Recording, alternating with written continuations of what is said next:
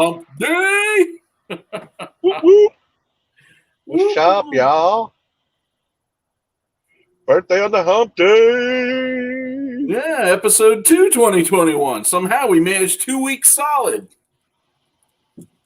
Yes. Jessica Lisner, happy 29th birthday. Don't give me no lip. Birthday. Don't give me no lip, woman. It'll be the last birthday you ever have. From here on out, every birthday is a great birthday. 29? It's as good as they get. E-Drone. Psychosis. Ooh, what? Psychosis. What up, big dog? Huh? His name is Psychosis. Psychosis. I didn't put that together. If you're going to spell things weird, you accept the possibilities. I am fluent in whatever the hell it's called. Illiteracy, yes. Oh, that's empty. Hello, I'm going to assume that's Rebecca. I sure hope so, because Savannah should not be watching this show.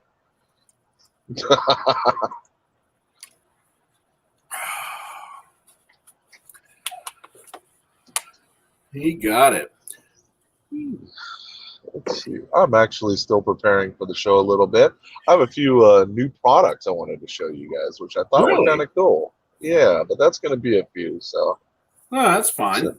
Since I don't prepare. Well, I haven't been either. It's something I need to start making time for, but first work has to let up on me a little bit. Every time I think I'm done with special projects, I get put on a special project, which means less personal time for me. This is the way. Yes, it is. I'll tell you what's it, man. I'll tell you what. I had 3 hours to drive today. That's all I had to do was go back to Indianapolis empty from Lexington, Kentucky. Not far at all. I cruise an hour out. I'm like, okay, this is cool.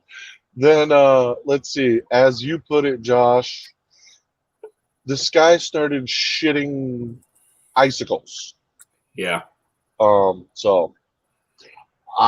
then I saw like 20 cars in the ditch.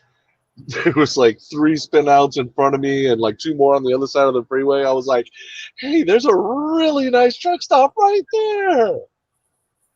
So I drove an hour today and I've been sitting here ever since, after I slept until like noon. Nice. What a fantastic day. I totally get why you're not. About. Yeah, I totally get why you're unprepared. Yeah. I mean, I can't say anything.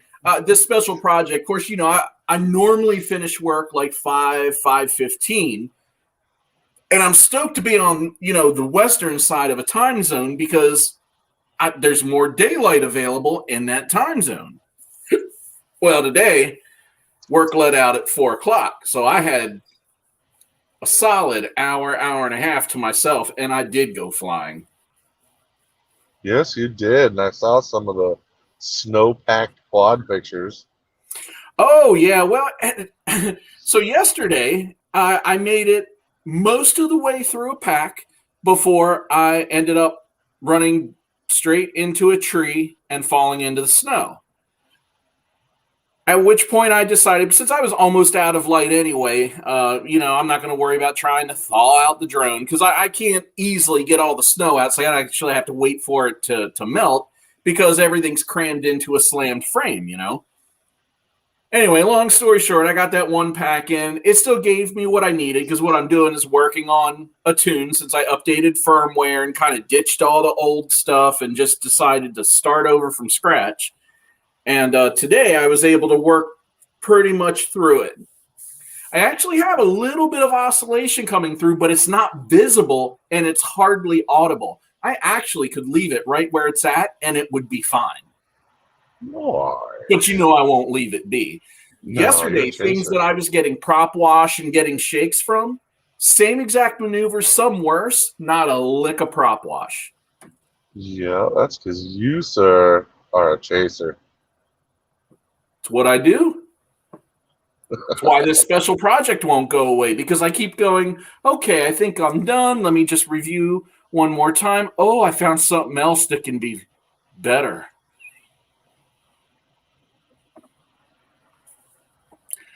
So, Jess says birthday dinner, that was awesome, which is great. Raz, lay home chefy, hooked her up. Hey, Joe. Hey, Joe, what are you doing with that dildo in your hand? And does it involve the dogs?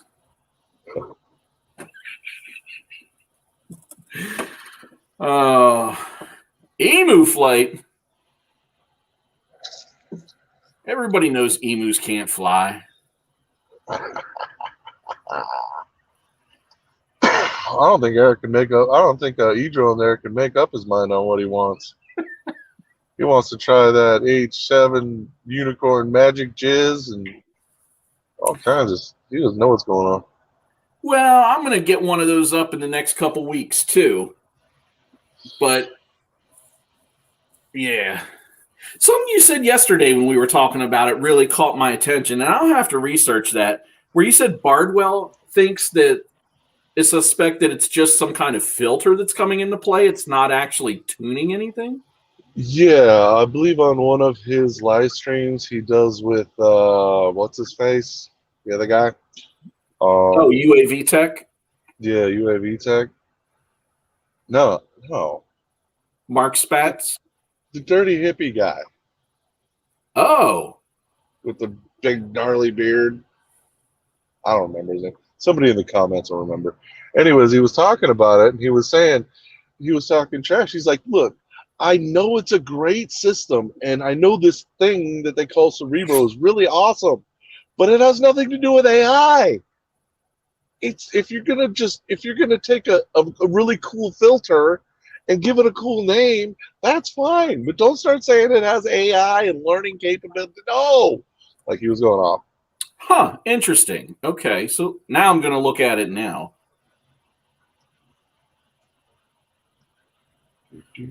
But this is the first time this week that I've really gotten to do some good multi-pack flying in a winter setting in years. And I remembered very quickly the hardest thing about it, which is low-level flight. Because when you have shiny white stuff reflecting light everywhere, you can't actually tell how far off the ground you are. No, not at all. Contrast does help a little bit, but still. Yeah, I ended up turning my brightness way down and actually turning my contrast down a little bit too, which makes it a little harder to see the branches and all, but it makes it a little easier to see the ground. Oh, so it is AI filtering. So I wonder if it's like a persistent dynamic filter is what it's doing. Something like that. I forget what he used. He did say what kind of filter it was. I just can't. Right. I only have to pay attention to shit. Yeah. Take the shit out of my. Well, it maybe can. I don't know. I wonder how much of that is just frame resonance, because that thing's got some stretch on those arms. Wonder if you could do something to make it a little more solid. Not that it's floppy. I know it's not the spaghetti drone. If you want to see spaghetti drone, did you see Rotor Riot's hoop drone, the flying gate? Check it out. It actually is pretty cool. But what I was most impressed with was the fact that this thing could fly at all. It has this flex, so as it's taking off, it's like woo, and it's like a 6-foot circle. You hit it, and it goes into constant shudders. Oh, I mean, that could be interesting in like a whoop race or something, where you have somebody controlling the gate and they're like, ha, ha, ha, bitches. Well, that's what they were doing. You know, Sean, I think his name is Sean, one of their newest Rotor Riot cast people, was piloting it through FPV, but he was just trying to take it up and keep it steady so they could fly through it with their 5-inch drones. But here and there, they'd hit it, and that thing would start doing its jiggles, and there was no saving it.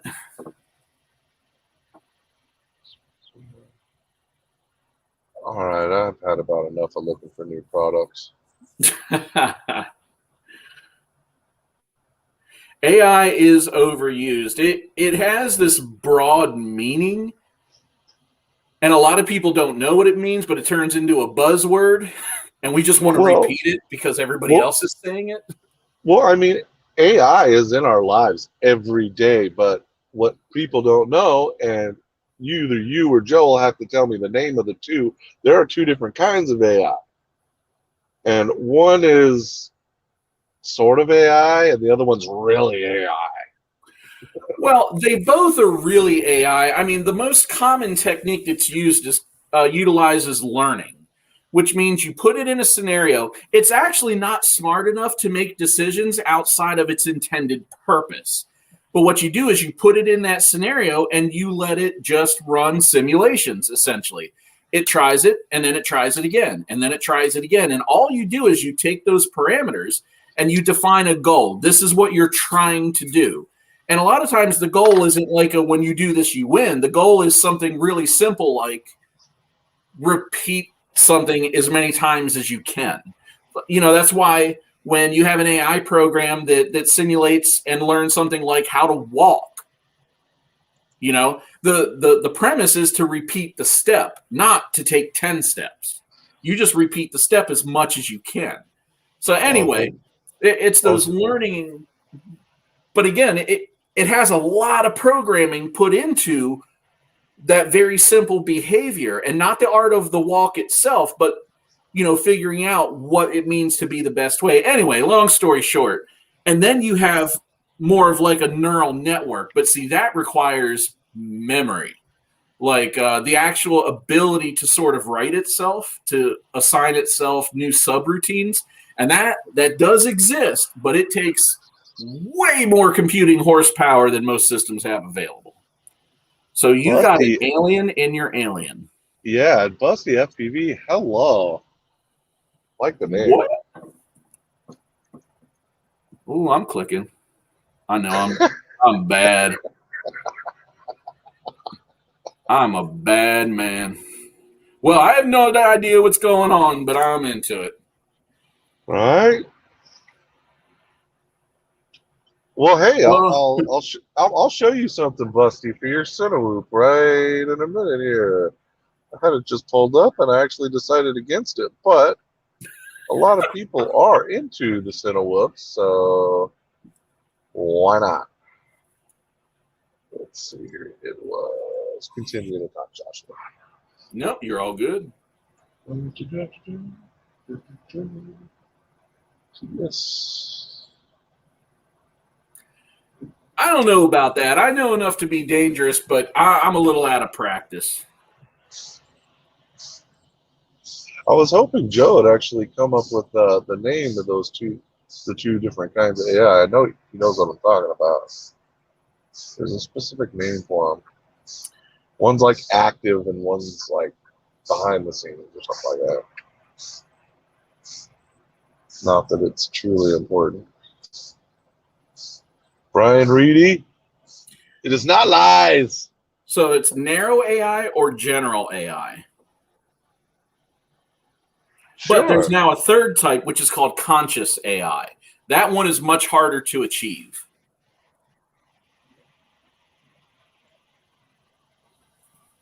So what are you doing? I thought you said you were doing something.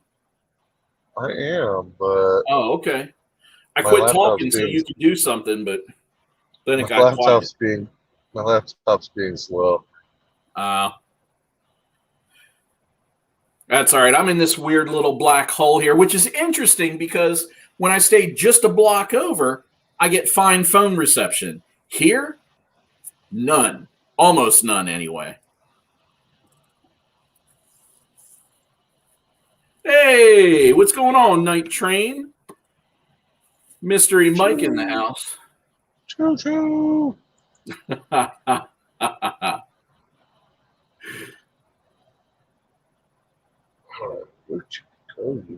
How did you break your buggy at the track? The more pertinent question is, did you break your buggy trying to break Chris's buggy? I want to see death delivered from above from Chris's buggy.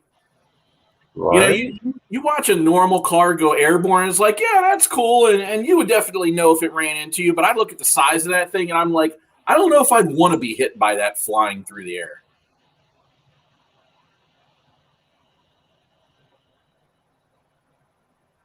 Ran into the back of another. I got nothing. Yeah, sorry guys.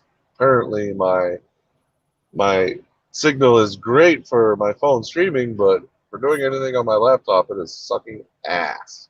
Gotcha. On a pretty much unrelated note, I was telling Brandy that you guys were posting pictures of all your fabulous looking dinners tonight. It's pissing me off since all I had was Chinese takeout. I said, Chuck's been posting food, and she's like, wait, what do you mean? And I'm like, Chuck got a little griddle. Well, how does he cook in his truck? Doesn't the back get all greasy? I said, he cooks up front. I just wanted, whether you do or not, I just threw it out there, and that immediately got a what? So I told her about the little table that goes on the steering wheel, and then I explained to her about your shower and some of that stuff. She was just like, huh. You're just like, that's what we're doing for retirement. Yeah, right? What? But yeah, you guys posting all this good-looking food. I'm going to have to go home and do some cooking this weekend. Hey, I'll tell you what. There has been like an insurgence, I think that's the right word, of American Wagyu beef. Wagyu, whatever. And it's fucking good. All right. Let's see if we can do this. Let's share some screen, Big Daddies. This is a new product for Cinewhoops, and I thought it was pretty damn cool, even though I could give two craps about Cinewhoops.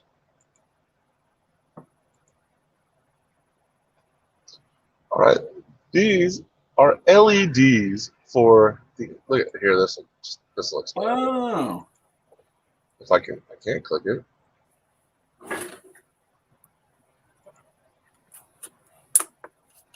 There we go. Check that out. Now, I don't know what the hell good it would do you while you were FPVing it, but it looks really cool. Well, there's been a big focus on LEDs the last little bit, especially with, the Cinewhoops, but now it's spilled over into the prop market. Do you see GemFan's second attempt at LED props? Yes, I did. They are Moon Glow or something. Well, I had them. They were on the front. Oh.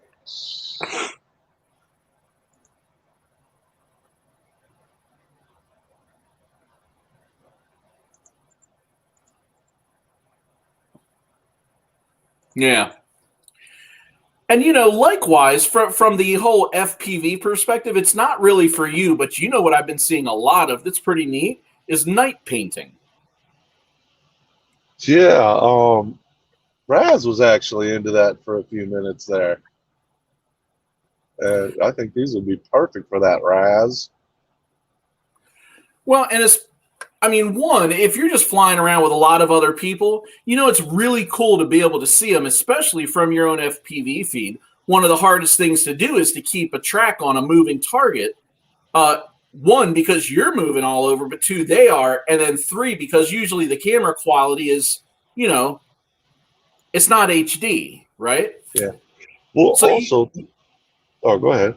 I was just going to say, you get a couple quads with these types of things floating around, and all of a sudden you can see them. Well, there's a couple things I think this would be really great for. Is professional racing. It's going to make everything way more visible, much better to watch. But also, I forget the guy's name because I don't remember shit, obviously. But doing line of sight at night. What's that dude's name that does the crazy line of sight, man? RC Addict. Yeah, if you got a set of these and just started going off in an empty field in the middle of the night, oh, that would look cool. Yeah. Excuse me. But I totally agree. I think it has a lot of potential uses, being artistic and just increasing visibility. I mean, imagine DRL. If they went to 6-inch versions of those, how much easier. And those drones you can already keep a track on with their LEDs, but you add that to the mix? Yeah, also, if you're a fan of night flying, well, guess what? It's going to be really easy to find your quad when you crash it if the battery stays plugged in. Or no, they have their own power source. Yeah, I thought that was interesting, but only because I saw somebody else recently put some LED props together, and they were actually using inductance from the stators to power the LEDs. Yeah, well, these aren't them. No, well, that's okay, but it's a shame that that's so hard to see, but there you go. That's better. Yeah, well, kind of cool. I think it's really well thought out. The fact that, because there have been people trying to do this, but power is always the problem, right? And I think GemFan hit the nail on the head. Being able to use a single LED with a small battery and then using the etching to really pick up on the colors through clear props. Yeah, it's actually a 2S. So, I mean, they should last a long time. They don't take no power. No, the LEDs aren't. You should at least get a session out of them. Well, I mean, it's got like 2 watch batteries in there. It should go longer than that. I mean, not like you're not going to break them in 5 seconds, but, you know. Right. All right. I also had, since everybody always wants a new session, well, hey, guys, here's a new session. Now, I don't know how good this here session is, but it's something I hadn't heard of. And when I was looking around right before the show, I'm like, well, there's a new entry. And I don't know how well you guys can see, but we can take a look at the specs here. It does do 4K 30. Here's the thing that I noticed that is really stupid about it. You want your stuff in 16:9 generally, right? I mean, you can stretch it in post, but it doesn't always look right. You generally want it in 16:9. Well, you can do 4K 30 in 16:9. You can do 1080p 120, 60, or 30 in 16:9, or you can do 720 in 16:9. But if you want to do 2.760, it's in 4.3, which makes no fucking sense to me whatsoever. But yeah, it's a little weird.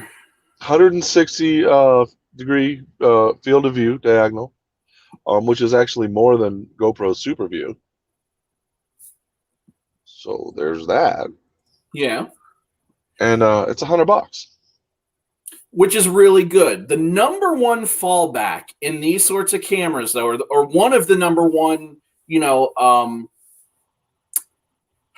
problems, in my opinion, is the fact that most of them are cased in non-watertight plastic. Now, not that most of us need the watertight, but the idea is that if it's airtight, at least to a small degree, it's going to protect the electronics from, moisture. I mean, let's face it, when you crash, it could even just be wet grass after a rain. If something gets in there, it could cause a problem, right? So you really want to protect your electronics, but you also want this thing to last, to hold up against, a handful of crashes. And with a plastic case, I feel like that's so much harder. I also get the feeling, I'm not looking at the specs there, but I'm sure that glass is just standard glass on the front, which means I don't know. I don't know what it means, but it says right here it is an M12 7G lens. That's the lens. That correct. So, I mean, you put those things together. Yes, it's $100. Now you got to ask yourself, how easy is it to swap into a new case if you can even get a hold of a new case? It's waterproof IP64. Okay, well, actually, that's an improvement then. Yeah, with the 900 mAh battery. Actually, that's a pretty good battery size too. Yeah. So, Mystery D, it's going to be up to you to test this out because none of us are going to buy this crap.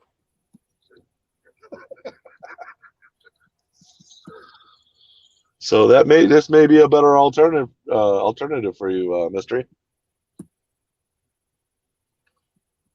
There we go. Sorry, I had to put that up on screen to remind myself. We have a legitimate question here. But the cameras, I want you guys to keep an eye on the channel. Chris Justice and I are going to collaborate on a camera idea. The idea is that the camera we're going to put together is going to be an FPV style high-def camera, but it is going to be in the extreme budget range. I'm not going to give you anything else other than that right now. It's going to be cool. I promise it's going to be accessible to a lot of people. And when it comes down to things like acquiring it and or repairing it, it is not going to be an issue. You are not going to have to void warranties. It is all out there. I almost just gave it away. Just immediately started searching for it. Oh. Just my point is, I'm really excited about it. And we're going to be able to flip it pretty quickly. And once we get it flipped and Chris flies it a little bit and we just kind of give it a good once over and kind of tighten it up. Because, you know, a lot of times the first go around needs some tweaks. I think it's going to be something that is going to be handy to the FPV market. Mystery, they make pills for that, bro. So you'll be all good. Yeah. Before you get to our question, though, I do have one more. Might as well get it out the way. And this is probably the coolest one and something I think I'm going to buy. This is a power filter board for $7. Ooh, check it. That has my attention. Are those right? It has pretty little FETs and some 330s on there, 35 volt. Well, yeah, dual 330s. Are those diodes underneath of that? Oh, those are FETs. Scroll down. That's a good price too. Yeah, $7. I'm gonna buy one, man. Maybe a couple. I mean, guys, if you're having video problems, this might be your solution right here. I mean, obviously the caps aren't big or anything, so you might want to have your bigger caps for you know, power spikes. But this right here, you got some video problems, you run your 5-volt line right through this thing, whoop, banga banga. Scroll down into the specs for me. I want to see. Of course, I can't read that. My old eyes. I'll make it bigger if I need to.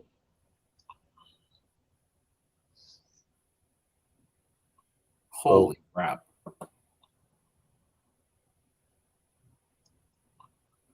Anyway, the reason I think those are diodes, I mean, usually FETs have way more pins, but FETs are also for power switching.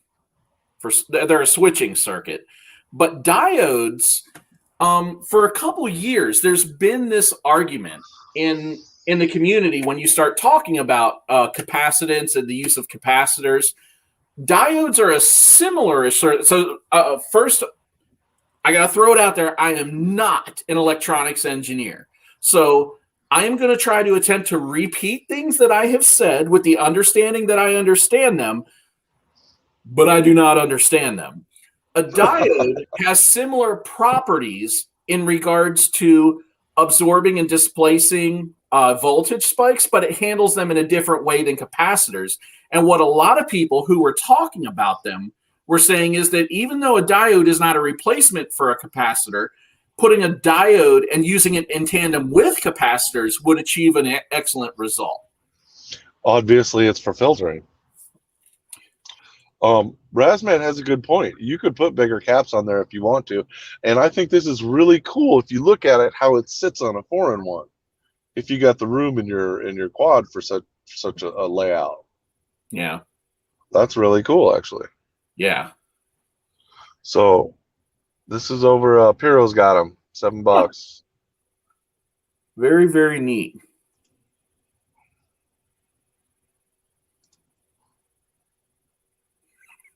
It's like everything keeps moving. Anyways, that's a good idea. I might actually do that and put bigger ones on there. Yeah. But Busty, because I'm done. Okay. So this is actually one of the bigger questions, and it's one of the ones that's often overlooked. So I'm going to hit this assuming that you're pretty new to the hobby. I think I picked up on that earlier, but obviously you see our attention spans keep our minds moving constantly. When it comes to things like tuning is not an overall term. You're usually tuning something specific. It's not this broad tuning is all encompassing, okay? And when we talk tuning, there's two primary things people are talking. Tuning PIDs and tuning rates. Now, in regards to PIDs, I'm going to tell you that until you get some stick time under yourself, until you get some experience, and I'm talking months, okay? Do not worry about PID tuning. I'm going to tell you that Betaflight, EmuFlight, any of those firmwares that you have running on your drones is more than capable of doing what it needs to do to fly the drone reliably. So just shelve that. There's no checkbox, there's no magic numbers you can put into those PID fields that's just going to like wake you up all at once. The only thing that's going to do that is time.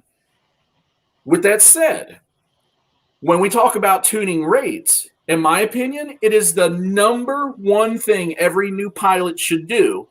And it's probably one of the least handed out pieces of advice is to tune your rates. PIDs control the motion controller of the flight controller. So in regards to how the flight controller controls the drone, rates are how your fingers and their movements are interpreted by the flight controller. And each of us has a natural, comfortable motion to the way our fingers move. Some people's move a little less, and they're more comfortable with those real small movements. Other people, like myself, like to move their fingers a lot. And as is the case, I tune my rates to be slower, to be more accommodating of those larger movements. As I move my stick a long way, it only moves a little bit. Chuck, on the other hand, might prefer a much tighter response where he likes to just keep everything right in the center of his sticks, and his would be much more sensitive. So as he moves it just a little, it moves that same equivalent amount. And I actually do. Good. So case in point. I'm going to plug in my drone real quick, and we're going to take a look at something. So just let me get. Well, he's getting me having more sensitive rates, and they're not much more sensitive than Josh's, although I think he's been lowering his lately. It actually causes my flights to be a little more jerky. I have been called many names. Insert whatever the fuck you want there. Twitch Meister. Yeah, so I actually depend on Hypersmooth a lot more than Josh does to make my flights look better, because I care more about the way my stick feel is to me than my footage looks. So there you go. All right. Yes, I like it tight, very tight.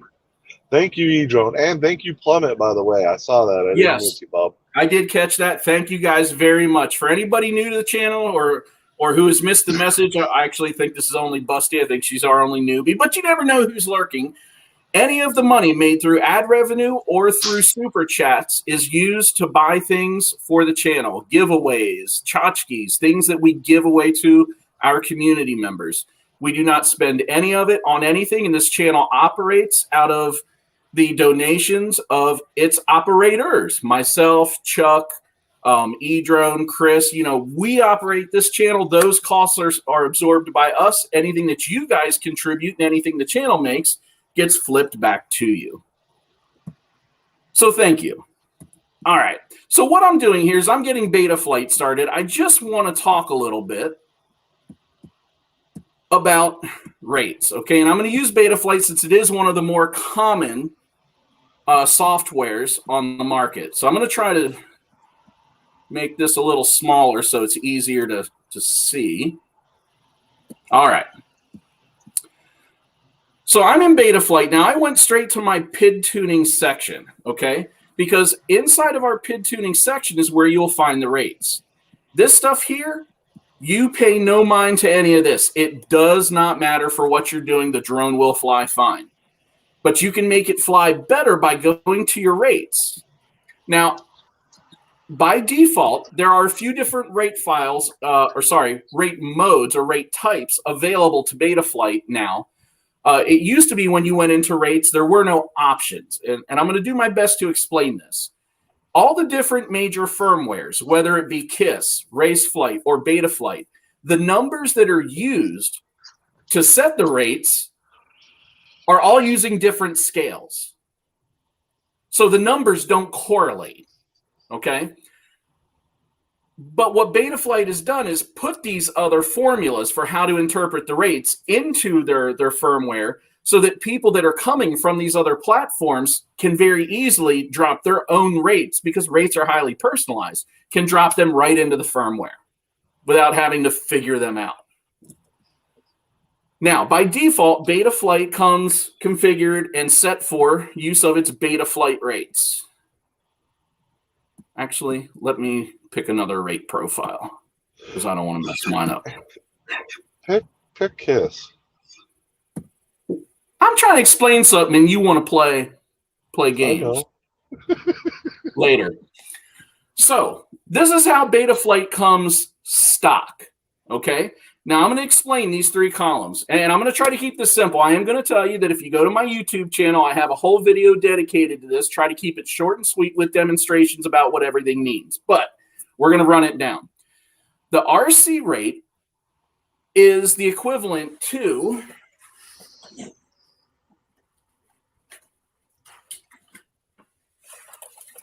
the standard sensitivity in the middle of your stick. Okay, and we're talking about the roll and pitch, the right stick. All right. Well, normally this would be on the right. To you, it looks on the left. Regardless, this is the sensitivity in the middle of the stick. The rule of thumb is that you want these numbers lower for the middle of the stick movements. If you think about when you fly your drone, you're not flying it with the sticks way out here at the ends 90% of the time. You're doing 90% of your flying right in here. And this is the area you want to be less sensitive. You want it to be smooth. You don't want it to be jerky. And you do that by setting this number lower. A lot of people who are just getting into this don't have a point of reference. And I'm going to tell you that I have recommended over the years different things. And I have found to have the best response when I recommend that people start out with an RC rate of right about 60 or 0.6. So for roll and pitch, that can get you started. And this will control the general, you can see well, actually, I don't have it plugged in, but when you have your drone plugged in and the receiver's powered on and the transmitter is also powered on, as you move your stick, it'll move the dot to show you where it's registering that movement to. So that'll handle the center of the stick. Now you have what's called your stick ends, and that's actually the super rate, or the rate right here. And this is where a lot of people, when they're new, also, in my opinion, go wrong, because they watch somebody like Mr. Steele or, early Schizo, or these people who do things like run this at a 1.2 rate. And when they go to their stick ends, this thing starts spinning like a Tasmanian devil. Well, let's face it. They also have years and years and years of practice at those rate settings, controlling that drone moving at that high rate of speed. You do not. What I'm going to recommend is that you generally stick to 500 degrees per second starting out. To a lot of people who are experienced, that's going to sound really slow, and they're going to be going, oh my God, it's too slow. You need to speed it up. But as somebody who's not been doing this very long, it's going to be much easier to control and it's going to be much more predictable. All right. So what we're doing in doing this is trying to get, let's see, 0.7, probably point about 8.5. Oh, not even 0.75. Yeah, somewhere in there. 0.75, 0.77.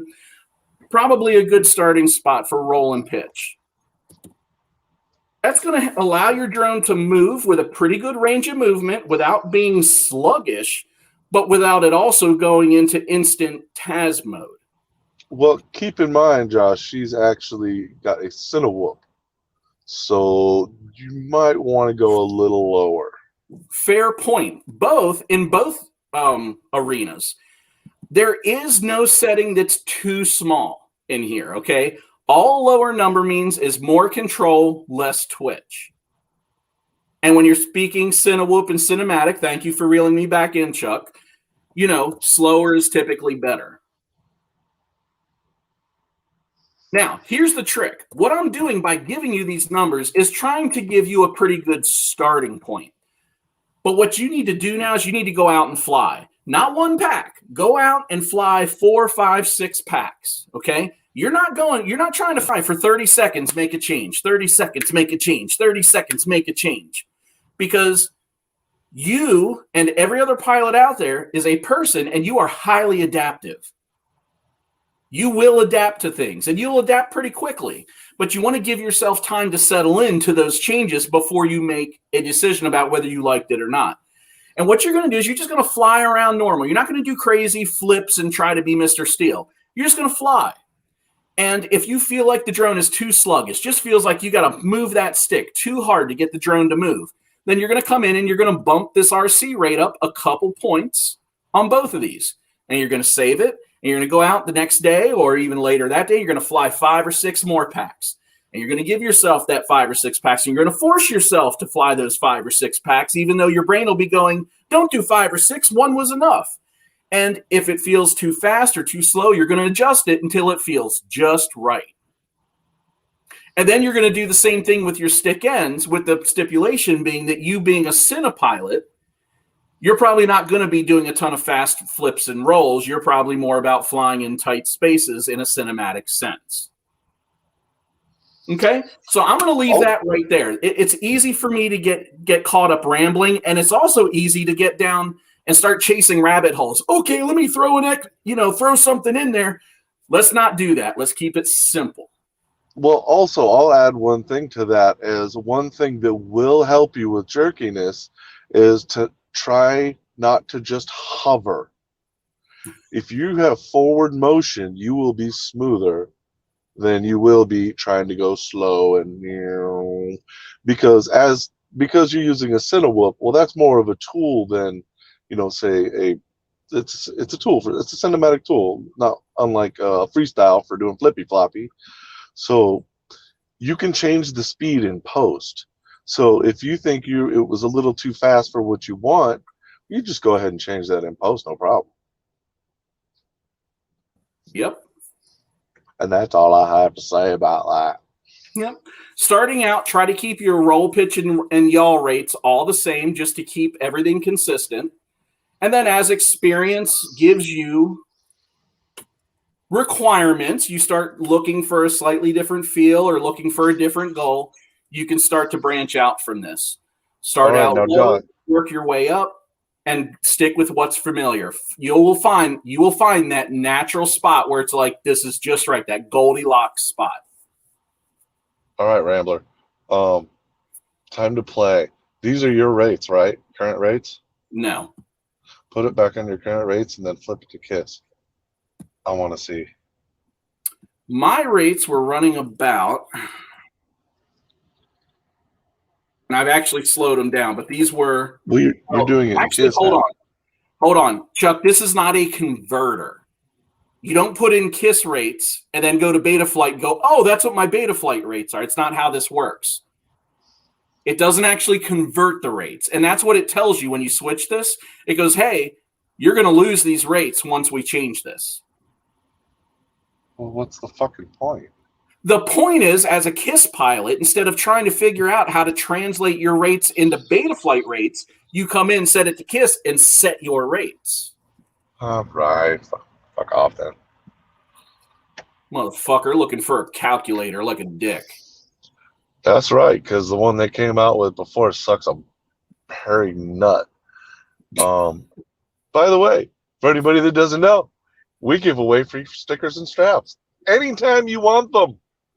You send me an email with your name and address. I don't care if it's your FPV name. I don't give a shit. As long as your address is on there. And for free, we will mail you 2 FPVnoobtube stickers and 4S battery straps. And by 4S, he means or small 6S battery straps. I love them for my Ovonics. Busty, I see you say you're a little overwhelmed. I know it can sound like a lot of information. If you need a hand, you can contact anybody in this group. We will be more than happy to help you. Right there, as a matter of fact. Mm-hmm. And if you put your address, we'll give you stickers and straps. Look at you trying to dox her. Whatever. We'll get you squared away. It's not as complicated as it sounds once you take all the words out of the equation. That made no fucking sense, Josh. I admit that I can ramble on. That's why I tried to control it. You know, there's a fine line when you're explaining something between getting the point across and then beating the horse. And I've never learned that.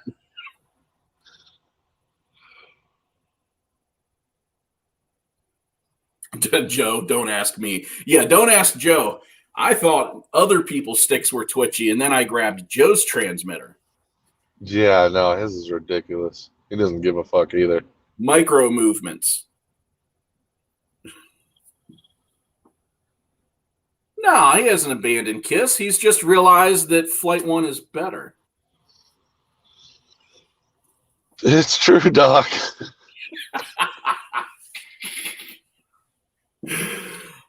I'm excited.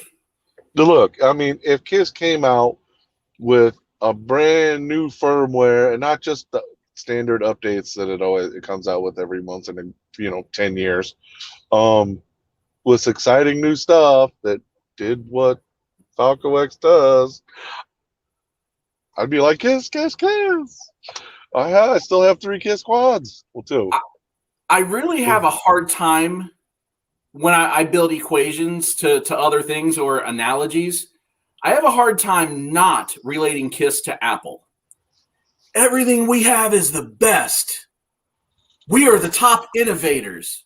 We just don't innovate as much as everyone else. Well, that was true a few years ago.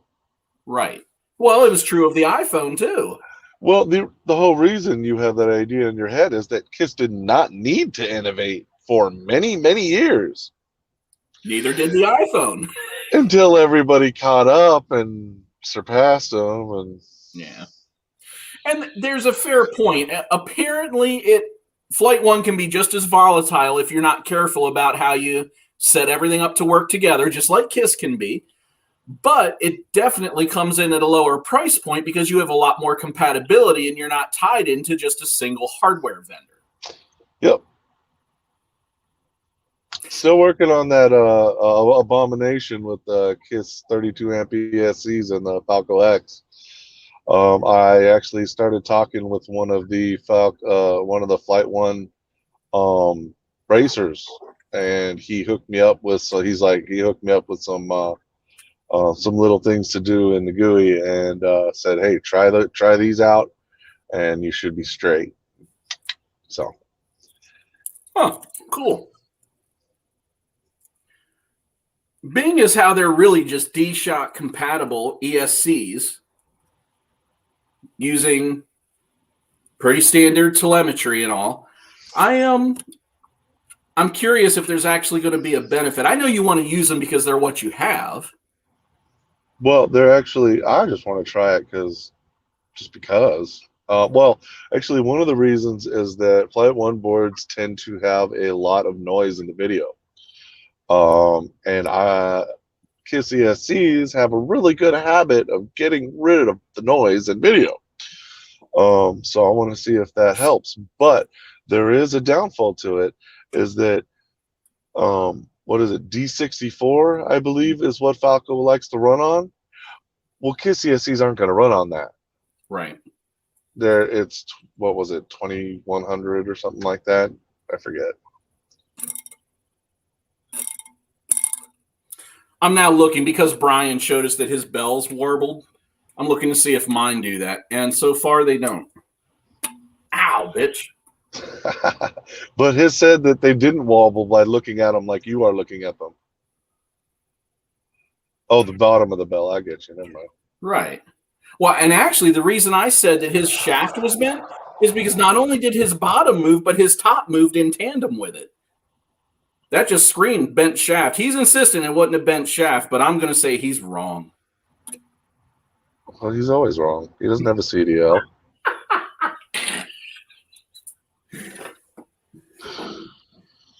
By that logic, do two wrongs make a right? Only if I do them. But you can't be wrong. Exactly. But Brian and I can be wrong together. But yeah, that's only double wrong. Oh. I dig this logic. Right, Watson, what do you mean V1 and V2? Are you talking about KISS? So KISS boards? Or are you talking about Flight 1? Because every Wednesday is penis inspection day. Hey, duh. There's not a camel on the screen for no reason. Oh, did you? No, it's all software, bub. Yeah. I was talking to somebody and asked them, when you were in elementary school, how did your school handle penis inspection days? And I got a, what?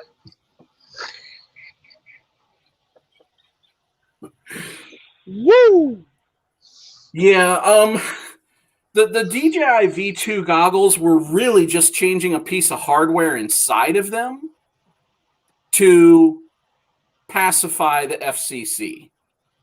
I believe didn't they make the screens like a little bit better? Just like a bitty. I mean, the possibility is there because, like we learned from Fat Shark when they were sharing some of their sourcing and all, usually once a run of screens is done, those screens are never rerun. So every time you get a batch, that is probably the only time you will ever have that batch.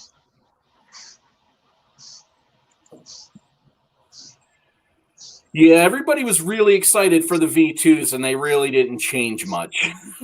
Which, begs the question, were they actually a V2? It was probably more of a marketing ploy. I won't do it until they have better shaped physical goggles. I agree with that. I was actually contemplating getting the Fat Shark shark bite not too long ago. Mm-hmm. I've been talking with someone who's got it, and they actually they like it quite a bit. So I mean, one thing I've been told though is you really do want to use the directional antennas. You want to be looking to where your quad is, because they do a majority of the work. Sure. Well, I mean, all that makes sense. And all I was going to say is, it's really easy to start trying to compare products. And, when you start breaking down, but the DJI is better contrast. Not by, a huge margin, but it's better. But this, but this side has better that. If you don't compare it and just accept the fact that HD, no matter which venue you go, is going to be better than analog, you're not going to be unhappy. Am I wrong in thinking that? You're not wrong. And anybody out there who doesn't have DJI that buys Shark Bite that's going to go, oh, I just wish I'd got DJI. All I want to be able to do is see Scraggle better. That's all. And I could give a shit about the rest of it. Scraggle is real. I've been popped out of the air more times in the last 2 days than the whole year prior. And so weird, too. Both times it was gentle. It was just it's like, you're going Down. When you saw that one, I mean, I wasn't even convinced I hit anything. It's like just the ass end of me, just boop, a branch and just push the butt right into the ground. Today, I drug a whole stick back with me, a whole branch. But I actually tore it off of the tree. It was already dead, but I actually hit it and got it lodged between the props and the arms, flipped around, was able to recover and not crash, and flew back to me with a prop this big. That's right. Great. That's called good ESCs. Just Mamba. Mamba BL hell yes, baby. But other than that, nobody gives a shit about DJI anymore. Yeah. They didn't innovate when they said they would, so now we're all going to talk trash on them forever. Yep. Even though they still have the best HD goggles on the planet.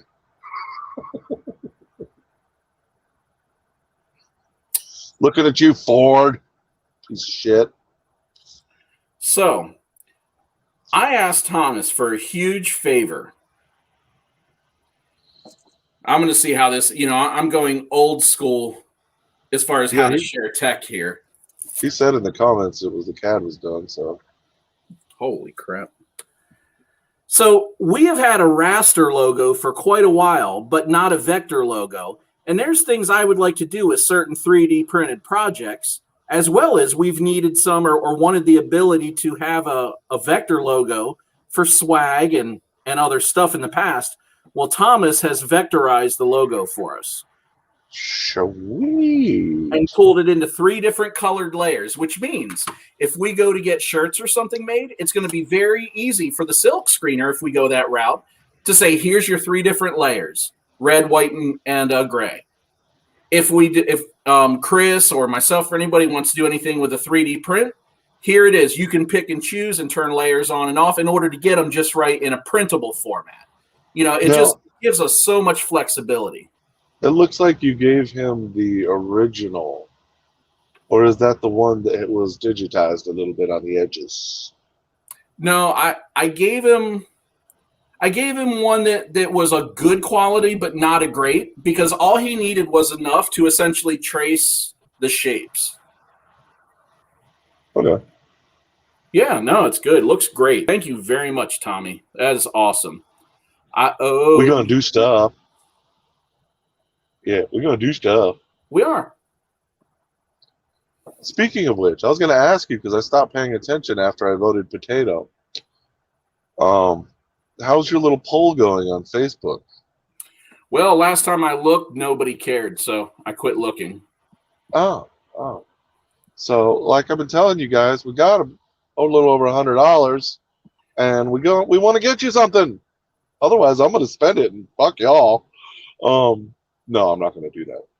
Yeah, we're going to buy Reedy a pallet of bread. What do you want? You want a gift card? You want a VTX? You want some? I really like the gift card idea. I'm going to tell you why I like the gift card idea. Instead of doing one monolithic gift card, we could do like 3 or 4 smaller gift cards, or I'll say anywhere between 2 and 4. From between, say, $25 to $30. And that would actually serve multiple giveaways. We don't have to give them away all at once. And who's going to turn down $30 at your favorite store, whatever that happens to be? All right. We've decided. Screw y'all.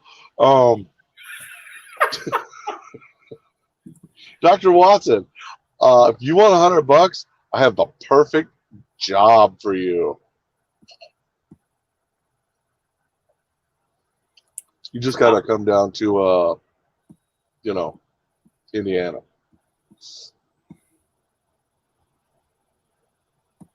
Oh, come on. Here we go. All right. Hold on. Wait a minute. Wait.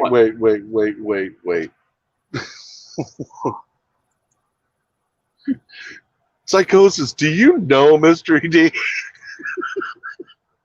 Sorry, this is kind of an inside joke, guys, but I found that hilarious. Right? All right. In our usual style of ADD, we have reached a total of 7 votes, with 3 taking the majority, saying a huge bulk pack of props. Number 2, potatoes, which I put right up there with fucking bread. And then Potato Eric bread. Marble, of all people, recommended box goggles with DVR, and Plummet said FC. And absolutely no one wants to give any money to what's his face? Yeah. To fight the FCC. Tyler. Yeah.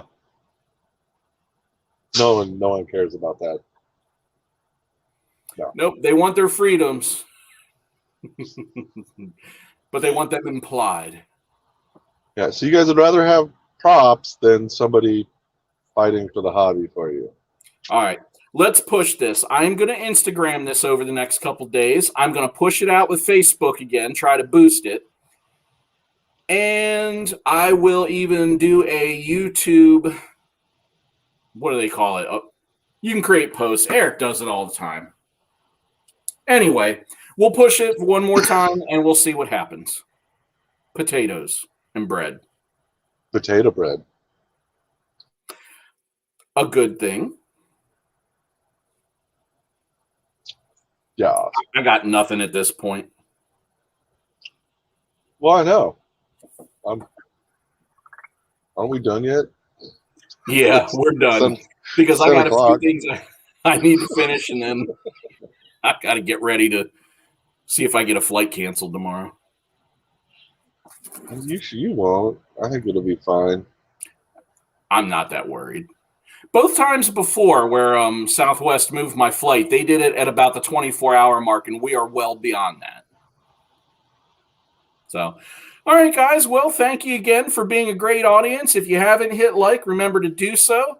I'm sure all you guys are subscribers. Otherwise, you'd have had no idea that this was even going on anyway. Thank you for that.